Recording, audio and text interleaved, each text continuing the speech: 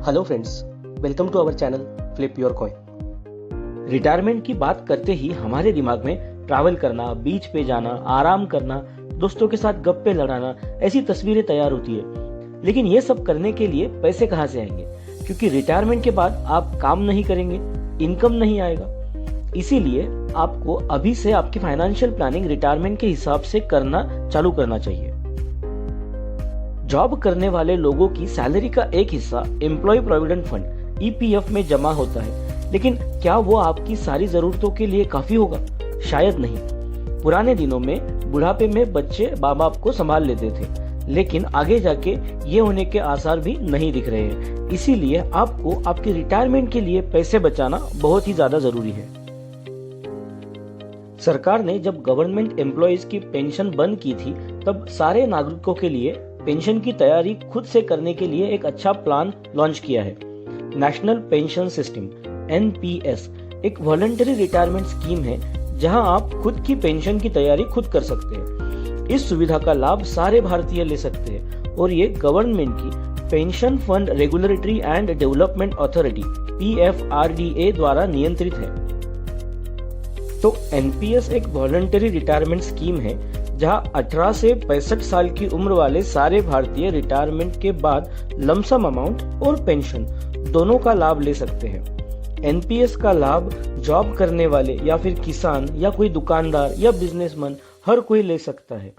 NPS का account open करना और उसमें इन्वेस्ट करना बहुत ही आसान है, जो आप आपके घर बैठे किसी भी स्मार्टफोन के जरिए कर सकते हैं।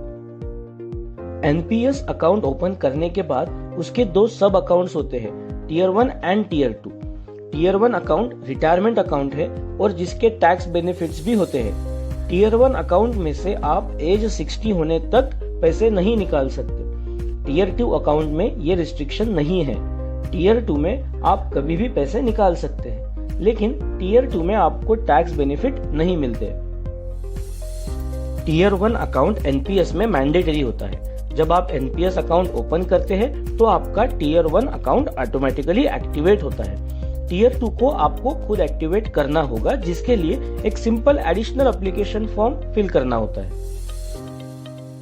टीयर 1 अकाउंट में पैसे निकालने के रिस्ट्रिक्शंस है, लेकिन कुछ इमरजेंसी जैसे कुछ क्रिटिकल बीमारी या बच्चों का एजुकेशन, शादी या फिर घर खरीदने के लिए आप कुछ पैसे निकाल सकते हैं, लेकिन ज्यादातर हिस्सा आपको रिटायरमेंट के वक्त ही मिलेगा। एनपीएस में अकाउंट ओपन करने पर आपको एक permanent retirement account number PRAN दिया जाता है। यह आपके बैंक अकाउंट नंबर जैसे ही होता है, जो आपको रिटायरमेंट तक ट्रैक करना होगा। एनपीएस में आपको मिनिमम 500 रुपए टीयर 1 में डाल के आप उसको चालू कर सकते हो, लेकिन टीयर 2 एक्टिवेट करने के लिए आपको मिनिमम 1000 रुपए लगते हैं। एनपीएस में डाले हुए पैसे शेयर मार्केट लिंक्ड होते हैं, जो 4 अलग अलग जगह यानी एसेट क्लासेस में जाते हैं। इक्विटी, यहाँ ज्यादातर पैसे शेयर मार्केट के जरिए कंपनीज के शेयर्स में इन्वेस्ट किए जाते हैं, तो यहाँ mower risk and mower return है। कॉर्पोरेट डेट, ये आपकी इन्वेस्टमेंट बॉन्ड्स जो कि पब्लिक सेक्टर अंडरटेकिंग्स या फिर public financial institutions, infrastructure companies या फिर मनी मार्केट इंस्ट्रूमेंट्स में होते हैं। यहाँ पे मॉडरेट रिस्क और मॉडरेट रिटर्न है।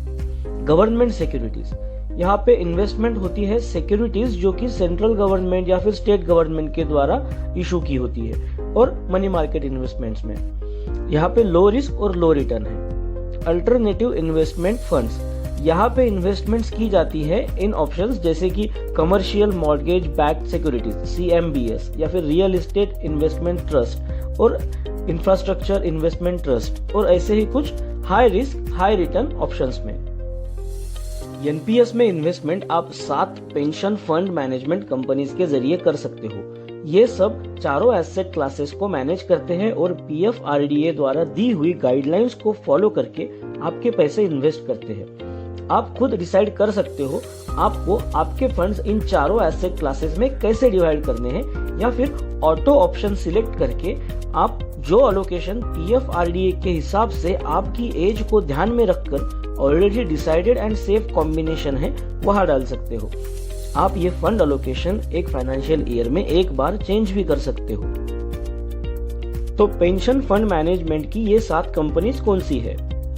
SBI pension funds, UTI retirement solutions, LIC pension fund, Kotak Mahindra pension fund, HDFC pension management, ICICI Prudential pension fund, Birla Sun Life pension fund. NPS का रिटायरमेंट और pension के साथ टैक्स बेनिफिट भी मिलता है, लेकिन ये सिर्फ टियर 1 के लिए है। NPS सब्सक्राइबर्स टियर 1 में की हुई इन्वेस्टमेंट 50,000 तक सेक्शन 80 CCD 1B में दिखा सकते हैं।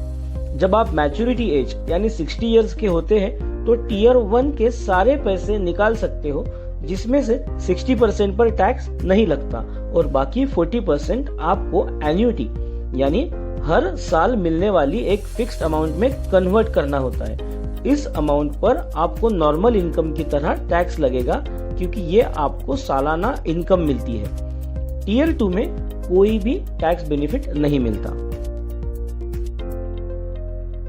कंक्लूजन, एनपीएस आपकी पेंशन और रिटायरमेंट की तैयारी के साथ आपको 80C के अलावा एडिशनल 50,000 तक टैक्स बेनिफिट देता है।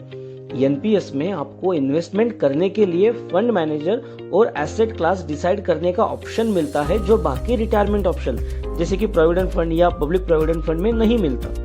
एनपीएस में आपको काफी कम अमाउंट भी इन्वेस्ट करना अलाउड है और इसके चार्जेस भी बहुत कम है। ये पीएफआरडीए यानी सरकार द्वारा नियंत्रित है, तो काफी हद तक सेफ भी है और लंबे समय तक आपको 10 से 11% का एवरेज रिटर्न भी दे सकता है। आई होप कि आपको वीडियो इन्फॉर्मेटिव लगा होगा। Thank you for watching, keep saving and make sure to flip the coin of your destiny in your favour.